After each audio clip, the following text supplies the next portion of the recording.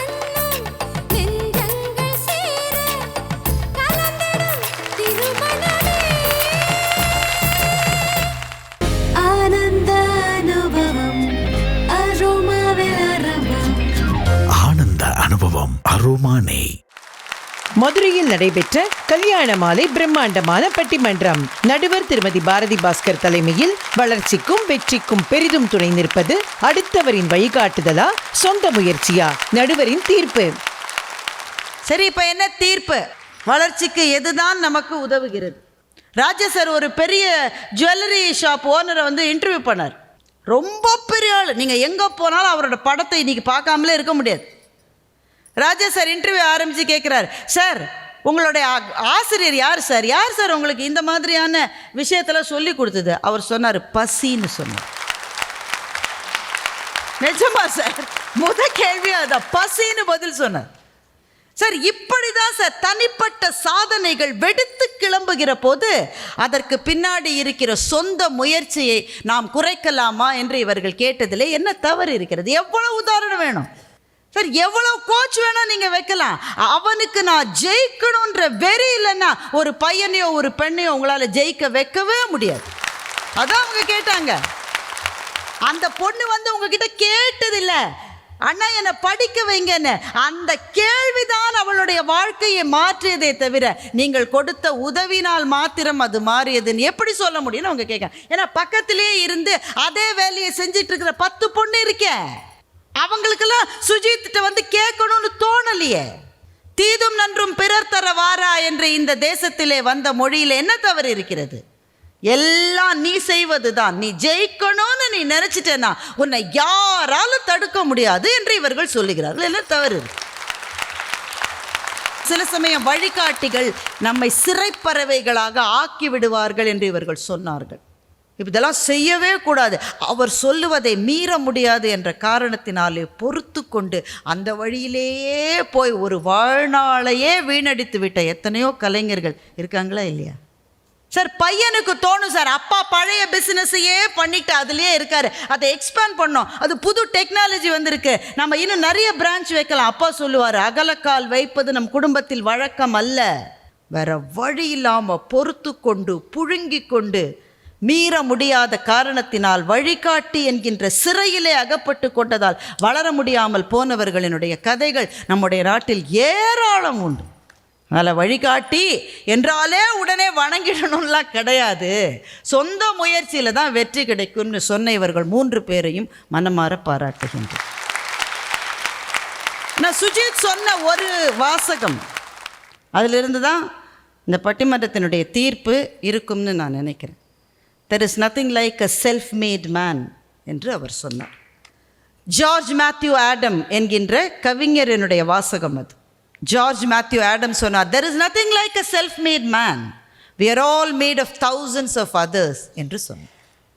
நம்ம எல்லாருமே யாரோ ஒருவருடைய வழிகாட்டுதனால் தானே இந்த இடத்துல வந்து இருக்கோன்னு இவங்க சொன்னதில் என்ன சார் தப்பு இருக்குது? சார் நான் ஒரு விஷயம் சொல்லட்டா, சில விஷயங்களுக்கு வழிகாட்டிகள் ரொம்ப அவசியம். மதம் என்பது ஆன்மீகத்தை நமக்கு அறிமுகப்படுத்துகிற ஒரு சாதனம்.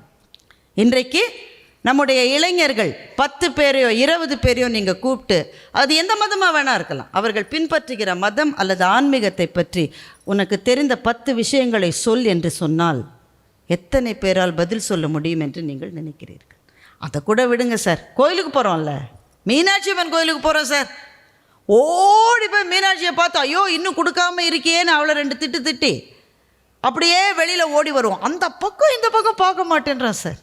நம் கோவில்களிலே இருக்கிற கலை செல்வங்களான சிற்பங்களை நாம் ஏன் பார்ப்பதில்லை என்றால், இந்த சிற்பங்கள் என்ன என்று நமக்கு வழிகாட்டியாக இருந்து சொல்லிக் கொடுக்கிற ஒரு தலைமுறையே இல்லாமல் போயிடுச்சு. எத்தனையோ கோவில்களில் நீங்கள் பார்ப்பீங்க, 2 துவாரபாலகர்கள் இருப்பாங்க 2 பக்கமும். ஒரு துவாரபாலகரனுடைய கை இப்படி இருக்கும், விரல் எப்படி இருக்கும், இன்னொரு துவாரபாலகரனுடைய கை இப்படி இருக்கும். என்ன அர்த்தம் எப்போ கேட்டிருக்கோம்மா? அது என்னவோ சொல்லுது, இது என்னவோ சொல்லுது, நம்ம எங்கே அதை பார்த்தோம்? இப்படி சொல்லுகிற துவாரபாலகர் என்ன சொல்லுகிற தத்துவம்? இறைவன் ஒன்றுதான் என்கின்ற தத்துவம். இப்படி சொல்லுகிற துவாரபாலகனுடைய தத்துவம் அவன் இங்கே இருக்கிறான் என்று சொல்லுகிற தத்துவம். சார், ஒவ்வொரு சிற்பமும் நம்மக்கிட்ட பேசும். அதை நின்று பார்க்கறதுக்கு நமக்கு நேரமும் இல்லை. நேரம் இருந்தாலும் இதுதான் சொல்லி கொடுத்த ஒரு தலைமுறையே இல்லாமல் போயிருச்சு. இப்போ வழிகாட்டிகள் இல்லை என்றால் அருங்கலைகளை நம்மால் அறியவே முடியாது. இலக்கியத்தை அறிந்து கொள்ள வழிகாட்டிகள் இல்லாட்டா இலக்கியத்தை சரியாகவே படிக்க மாட்டோம். ஒரு பரிமேலழகரிலிருந்து ஆரம்பித்து உரையாசிரியர்கள் நமக்கு எப்படி செஞ்சிருக்காங்க தெரியுமா? ஒரு ஊவே சாமிநாதையர் ஏன் அப்படி அலைஞ்சார்? எதற்காக அலைந்து திரிந்து இலக்கியத்தை நமக்கு புரிகின்ற வடிவத்தில் நமக்கு கொடுத்ததனால்தான் இன்றைக்கு நாம் ஒவ்வொரு மேடையிலும் சொல்லுகிறோம், சங்க இலக்கியம் தமிழுக்கு 2000 வருஷங்களுக்கு மேலாக வாழ்கிற இலக்கியம். இதை சொல்லுவதற்கு அந்த வழிகாட்டிகள் இல்லை என்றால் அந்த இலக்கியங்களே நம்மிடமிருந்து விடைபெற்று போயிருக்கும். நம்முடைய குடும்பங்களை பற்றி நமக்கு சொல்லுகிற வழிகாட்டிகள் நம்முடைய குடும்பங்களில் இல்லைன்னா நம்ம குடும்பம் எங்கேருந்து வந்ததுன்னு கூட தெரியாது சார். உங்களுக்கு ஒன்று தெரியுமா? நிறைய பேர் திருப்பதி வெங்கடாஜலபதி தான் எங்கள் குலதெய்வம்னு சொல்லுவாங்க. என்ன காரணம்னா, உண்மையில் எந்த கிராமத்திலிருந்து அவங்க வந்தாங்கன்னு அவங்களுக்கு தெரியவே தெரியாது. மற்றவர்களினுடைய வழிகாட்டுதல் என்பது மகத்தானது. காலம் மாறலாம், ஆனா கல்யாணப்பட்டுனா அது போத்தீஸ் சாமுத்ரிகா பட்டு தான். போத்தீஸ் சாமுத்ரிகா பட்டு. Kalyanamale exclusive matchmaking for affluent families. Complete confidentiality. Call exclusive desk 98408 91400. ஒரு வழிகாட்டி என்ன செய்கிறார் தெரியுமா? ஒரு வழிகாட்டி போதனை செய்வதில்லை. ஒருத்தருக்கு சொல்வது எப்படி எல்லாருக்கும் சரியா இருக்கும்? ஒருத்தருக்கு சொல்றது எல்லாருக்கும் சொல்றவர் வழிகாட்டியே கிடையாது. உனக்கு என்னவோ அதை சொல்லுகிறவர் தான் வழிகாட்டி.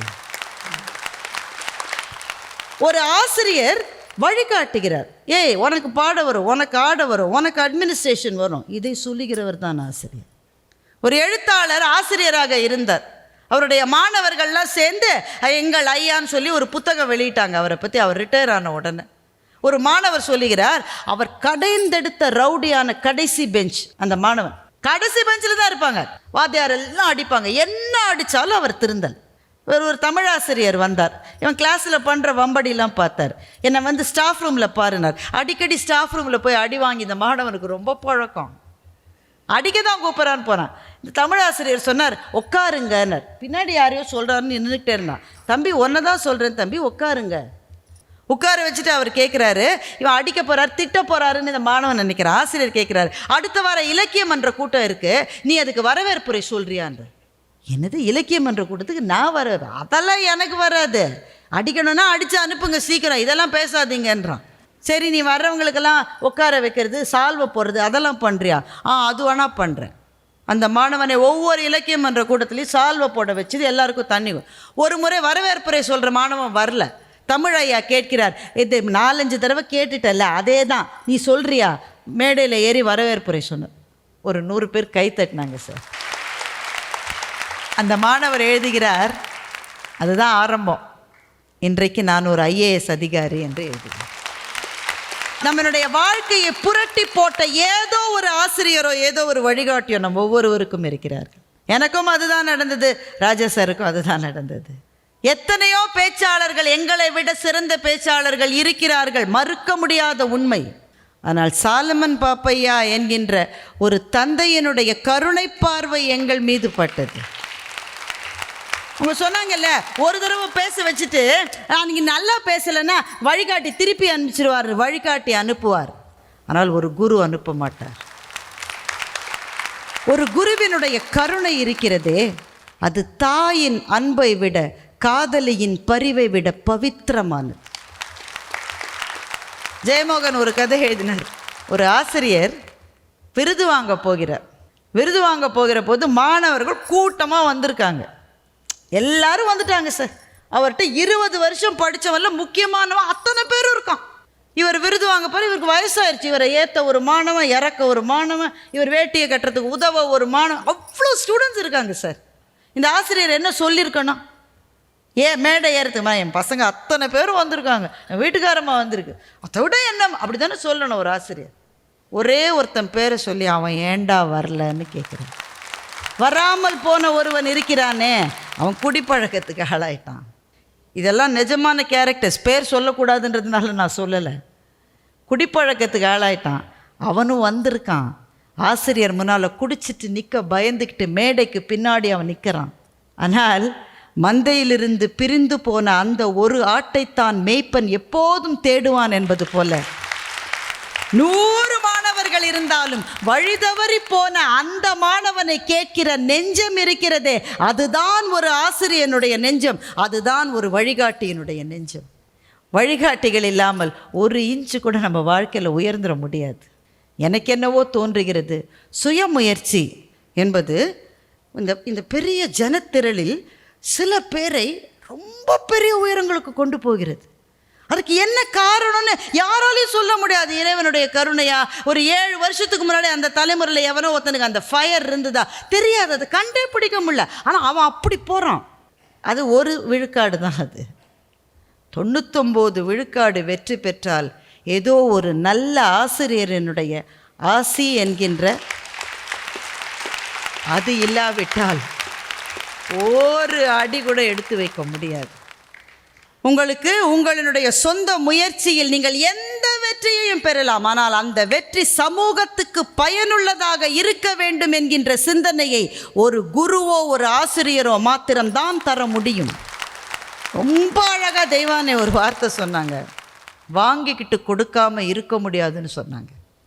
வாங்குகிறவர் ஒவ்வொருவருக்கும் ஒரு கடமை இருக்கிறது, இன்னொருவருக்கு கொடுப்பது. இன்றைக்கி ராஜா சார் இத்தனை பேருக்கு உதவி பண்ணுவதாக இவங்க எல்லாரும் சொன்னாங்க, அது சத்தியம். வேற ஒரு பேச்சாளர் செய்ய மாட்டாங்க. அவங்க நடுவராக இருக்கிற இடத்திலேயே ஒரு பேச்சாளர் நன்றாக பேசுவதை பல நடுவர்கள் விரும்புவதில்லை. சத்தியம் அதான். அவருக்கு சம்பந்தமே இல்லாத ஒரு பட்டிமன்றத்தில் ஒவ்வொரு பேச்சாளரும் நன்றாக பேச வேண்டும் என்று அவர் எடுத்துக்கொள்கிற முயற்சியை நான் கைகூப்பி இந்த மேடையிலிருந்து பாராட்டுகிறேன். தெளிவு குருவின் திருவுரு காண்டல், தெளிவு குருவின் திருநாமம் செப்பல், தெளிவு குருவின் திருவார்த்தை கேட்டல், தெளிவு குருவின் திரு உரு சிந்தித்தல் தானே என்பதுதான் இந்த மண்ணினுடைய அடிப்படை. நல்ல வழிகாட்டியோ நல்ல குருவோ கிடைப்பது ஒரு பெரும் பேறு, எல்லாருக்கும் கிடைக்காது. ஆனால் கிடைத்தவர்கள் ஒவ்வொருவருக்கும் வாழ்க்கையில் வெற்றி நிச்சயம். எனவே பெருமக்களே, சுயமுயற்சியை குறைத்து சொல்லுவது என்னுடைய நோக்கம் அல்ல. அது இல்லாதவர்களால் நகரக்கூட முடியாது. ஆனால் அந்த சுயமுயற்சியோடு தவித்து கொண்டிருக்கிற லட்சக்கணக்கான உயிர்களில் சில பேருக்கு ஒரு வழிகாட்டியினுடைய ஒரு விரல் கிடைத்தால் அவர்கள் அடைகிற உயரங்கள் அவர்களுக்கு மாத்திரமல்ல சமூகத்துக்குமானது என்பதனால் வளர்ச்சிக்கும் வெற்றிக்கும் பெரிதும் துணை நிற்பது சொந்த முயற்சியை விட அடுத்தவர்களின் வழிகாட்டுதலே என்று சொல்லி இவ்வளவு நேரம் இருந்து கேட்ட உங்கள் அத்தனை பேருக்கும் என்னுடைய நன்றியை திரும்பவும் சொல்லி முடிக்கின்றேன். வணக்கம். தலை சிறந்த அறிஞர்கள் பங்கேற்ற அறியாமை பலமல்ல பேச்சரங்கம் அடுத்த வாரம். இதே கல்யாண மாலை நிகழ்ச்சியில் என்னுடைய மாணவி இந்தியாவினுடைய முதல் 100% பார்வையற்ற பெண் IFS அதிகாரி இந்த நிகழ்ச்சிக்கு ஒரு சிறப்பு விருந்தினராக ஐயா அவர்களால் அறிமுகப்படுத்தப்பட்டார். இந்தியன் ஃபாரின் சர்வீஸ் ஆஃபீஸராக இப்போ ஒர்க் பண்ணுறாங்க. அந்த அறியாமை அப்படின்ற ஒரு விஷயம் அவங்கள பார்க்குறப்ப அடிக்கடி சொல்லுவாங்க என்கிட்ட, எனக்கு கண் பார்வை கிடையாது, ஆனால் தொலைநோக்கு பார்வை எனக்கு அதிக லெவலில் எனக்கு இருந்துச்சுன்னு சொல்லுவாங்க. இப்போ இந்த தலைமுறைகள் மாறிட்டே வருது இல்லையா? Gen Alpha, Gen Z. போன வாரம் தான் சொன்னால் நான் கண்டுபிடிச்சேன், அம்மா இட்ஸ் வெரி மிட் அப்படின்னா. அப்போ என்னடா இது மிட்டு அப்படின்னா, அது ரொம்ப நல்லாவும் இல்லையா ரொம்ப மோசமாகவும் இல்லையா, மிடில் நடுவில் இருக்கா, அது வந்து மிட்டு. டாக்டர், ஒரு சின்ன விண்ணப்பம், நீங்கள் உங்கள் மாமியாருக்கு பண்ணுற மாதிரி பண்ணுங்க, உங்கள் அம்மாவுக்கு பண்ணுற மாதிரி பண்ணாதீங்க. மாமியாருக்கு பண்ணால் ஒழுங்காக பயந்து உருப்படியாக பண்ணுவீங்க. ஜென்ஸிலாம் சில பேர் இருப்பீங்கன்னு நினைக்கிறேன். It creates a comfort zone but it confines you into a bubble and if you remain to be in that bubble you will continue to be in ignorance. இதுதான் அந்த அறியாமை என்று. சன் டிவி கல்யாண மாலையின் அடுத்த படப்பிடிப்பு August 23ஆம் தேதி ஞாயிற்றுக்கிழமை சென்னை வள்ளுவர் கோட்டம் அரங்கில் காலை 10 மணிக்கு கல்யாண மாலை சன் டிவி வரன் அறிமுக நிகழ்ச்சி. மாலை 5 மணிக்கு திரு அண்ணாமலை, திரு ஹரி தியாகராஜன், திருமதி ரேகா சுதர்சன், திரு சுஜித் குமார் சாதனையாளர்கள் பங்கேற்கும் உலக புகழ் கல்யாண மாலை பேச்சரங்கம். அனைவரும் வருக. மேலும் விவரங்களுக்கு 9840891300 அல்லது 9840891500.